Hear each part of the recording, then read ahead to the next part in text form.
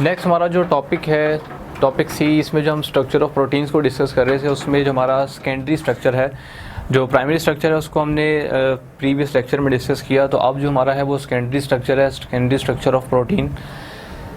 ये कुछ स्ट्रक्चर हमें इस तरह से कुछ इन्फॉर्मेशन देता है कि जो प्रोटीन है, प्रोटीन क्योंकि इसमें जो है वो डिफरेंट टाइप्स ऑफ जो पॉलीपेप्टाइड चेन्स हैं वो अरेंज होती हैं, पॉलीपेप्टाइड चेन्स होती हैं। अब ये स्ट्रक्चर हमें ये बताता है कि जो प्रोटीन है इसमें जो पॉलीपेप्टाइड चेन्स होती हैं वो हमारे पास फ्लैट नहीं होती, फ्लैट नहीं होती। लाइक किस तरह से कि अगर हम ये बात कर रहे हैं कि जो फ्लैट है तो फ्लैट चीज़ इस तरह से होती है, ठीक है। जबकि इसमें स्ट्रक्चर में हमें ये बताया गया कि जो प्रोटीन में जो पॉलीपेप्टाइड चेन्स हैं वो इस तरह से फ्लैट नहीं है, जबकि उनकी कोई और कॉन्फ़िगरेशन है। वो कॉन्फ़िगरेशन क्या है कि दो कॉमन जो स्ट्रक्चर हम यूज़ करते हैं उसमें अल्फ़ा हेलिक्स और बीटा शीट्स, इन दो स्ट्रक्चर्स की हम बात करते हैं। वो किस तरह से कि अब जैसे कि ऑलरेडी हमने बात की कि जो पॉलीपेप्टाइड चेन्स हैं वो फ्लैट नहीं है। अब जब वो फ्लैट नहीं है तो फिर जाहिर सी बात है उनकी कोई और कॉन्फ़िगरेशन होगी। वो कॉन्फ़िगरेशन क्या होगी कि हेलिकल स्ट्रक्चर बनता है।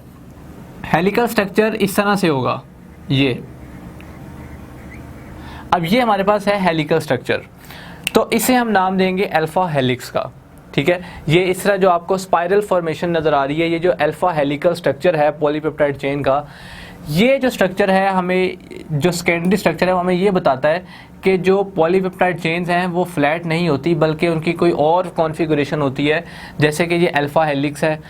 अब ये जो अल्फ़ा हेलिक्स है इसमें जो आपको ईच टर्न नज़र आ रहा है, हर टर्न जो है अल्फ़ा हेलिक्स का, हर टर्न अल्फ़ा हेलिक्स का, इसमें 3.6 अमाइनो एसिड्स होते हैं, 3.6 अमाइनो एसिड्स। ये अमाइनो एसिड्स की एक अमाउंट है जो बताई जाती है, और ये एमडीकैट पॉइंट ऑफ व्यू से बहुत इंपॉर्टेंट है। और यही पूछा जाता है कि अल्फ़ा हेलिक्स में जो हर टर्न है उसमें जो अमाइनो एसिड है उनकी अमाउंट क्या होती है, तो वो होती है 3.6, ठीक है। यानी कि हर टर्न में 3.6 अमाइनो एसिड्स की जो अमाउंट है वो पाई जाती है हर टर्न के अंदर, ये जो हेलिकल टर्न है। अब अगर हम इसी को टर्न को फोल्डिंग बैक कर दें, लाइक इस तरह से,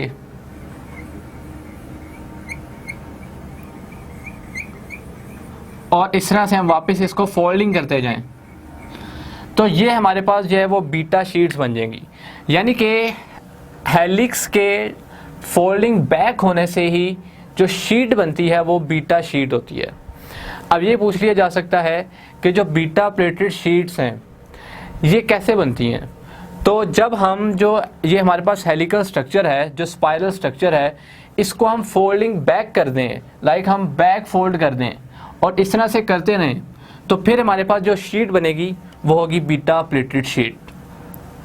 तो यही बात जो है वो हमें इस सेकेंडरी स्ट्रक्चर में पता चलती है कि जो पॉलीपेप्टाइड चेन्स हैं वो फ्लैट नहीं है, जबकि उनकी कोई और कॉन्फ़िगरेशन है। वो क्या है, या तो वह अल्फ़ा हेलिक्स या बीटा शीट्स, जैसे कि ये आपको मैंने बता दिया।